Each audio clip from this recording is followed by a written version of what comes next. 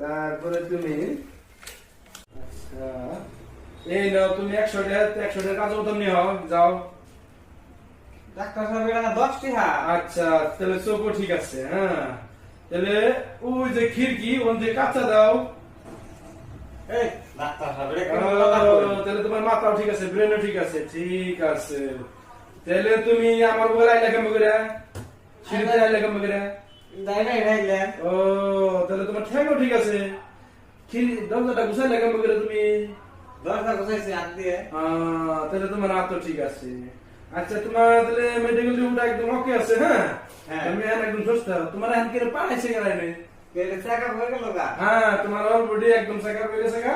তোমার কি লেগে পাঠাইছে? তুমি তো সুস্থ।